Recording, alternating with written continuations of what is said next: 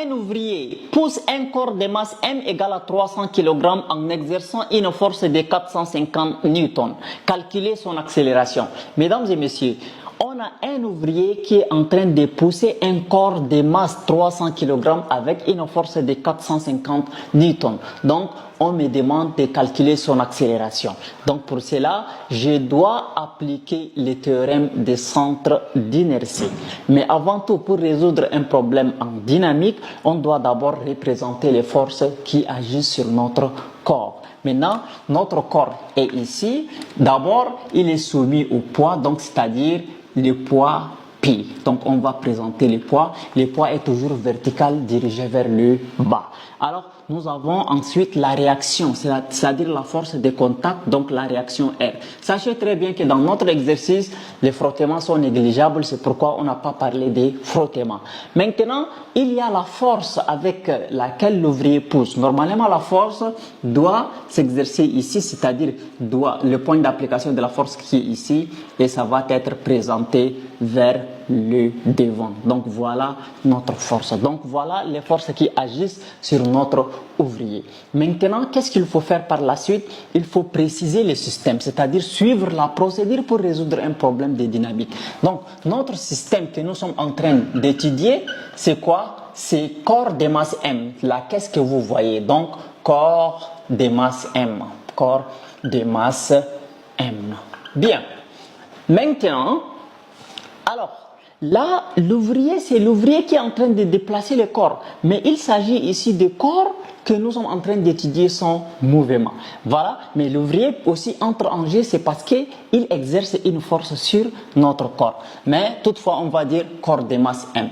Référentiel. Référentiel, donc nous sommes toujours à la surface de la Terre, donc c'est un référentiel terrestre galiléen. Maintenant, les bilans de forces, c'est-à-dire il faut recenser les forces qui agissent sur notre objet. Donc c'est pourquoi on dit bilan de force. Les bilans, nous avons d'abord le poids P, voilà, le poids P, donc de notre corps. Nous avons aussi la réaction R de la piste, la réaction R de la piste, et nous avons la force F. Donc cette force-là, c'est la force de l'ouvrier. Donc la force F.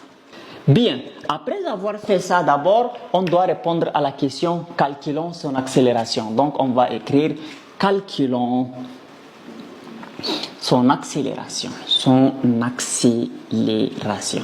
Alors, on va appliquer le théorème des centres d'inertie ou encore la deuxième loi de Newton ou encore la relation fondamentale de la dynamique. Donc, appliquons le théorème des centres d'inertie.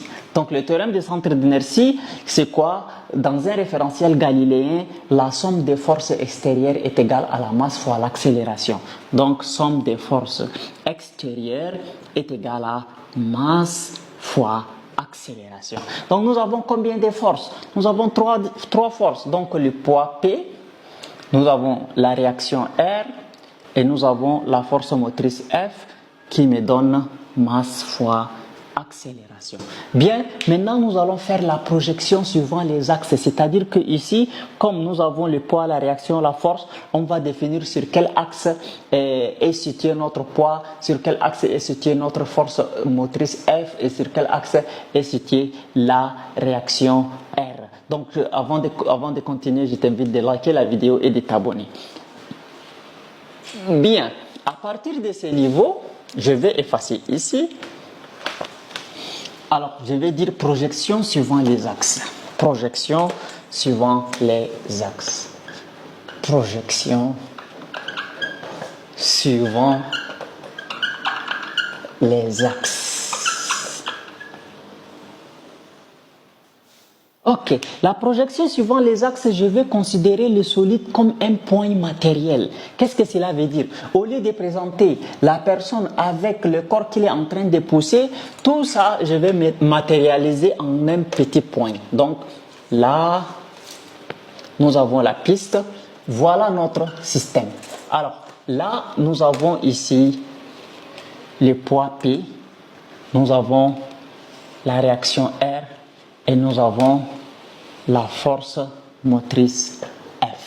Alors nous avons un repère, c'est-à-dire il faut présenter le repère. Voilà le repère.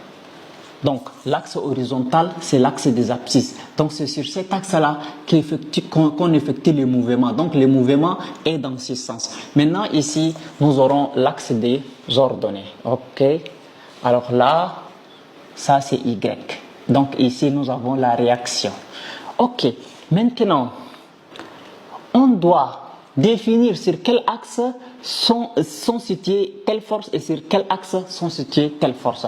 Alors, suivant l'axe X', c'est-à-dire suivant l'axe des abscisses. Donc, il y a combien de forces qui sont situées sur l'axe des abscisses? Donc, l'axe qui est ici, c'est l'axe des ordonnées qu'on appelle l'axe des Y, et cet axe-là est l'axe des abscisses. Ça, c'est le point de croisement, ça, c'est l'origine de notre repère. Maintenant, sur notre sur notre axe des abscisses, il y a seulement la force grand F, et sur l'axe des ordonnées, nous avons quoi? Nous avons la réaction R et nous avons le poids. Donc, suivant l'axe X', nous avons combien de forces? Nous avons seulement une seule force qui est F. Donc, on va dire F qui est égal à quoi? Qui est égal à MA de X. Parce que ici, c'est la force qui donne MA. Donc, à chaque fois que j'écris sur l'axe des abscisses, il y a des forces, j'écris MA. Et à chaque fois que j'écris des forces sur l'axe des ordonnées, j'écris aussi MA. Donc, ici, force est égale à MA. Maintenant, sur l'axe des ordonnées Y', il y a combien de forces? Nous avons la réaction, voilà, nous avons la réaction R, plus le poids P qui nous donne MAY, donc l'accélération suivant l'axe des Y. Bien, maintenant à partir de ces niveaux, on doit définir est-ce que la force F est située sur le côté positif ou sur le côté négatif. Donc vous savez très bien que la force F est située sur le côté positif, donc je laisse tomber les vecteurs et j'écris F qui est égal à MA XA, l'accélération même, je laisse tomber les vecteurs. Maintenant, la réaction est située sur le côté positif, donc R, et le poids est situé sur le côté négatif, donc moins P, qui est égal à MAY, j'écris MAY.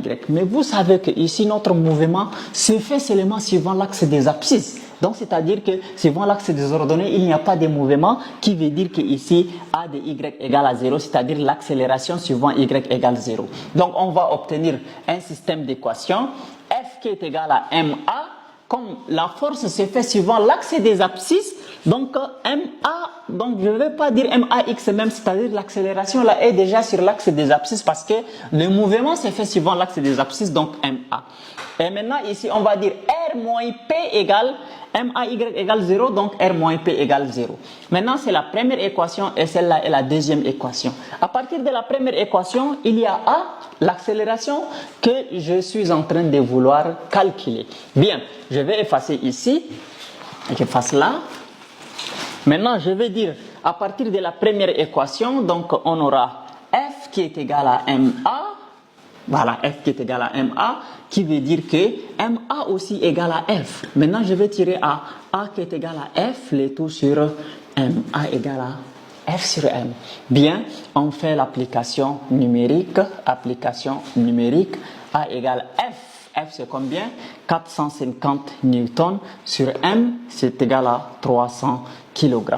Alors là maintenant, on va faire l'application numérique. On va dire 450 divisé par 300 qui nous donne 1,5. Donc l'accélération est de 1,5. A est égal à 1,5 mètres par seconde carré. C'est-à-dire que là, le corps est déplacé avec une accélération de 1,5 mètres par seconde carré.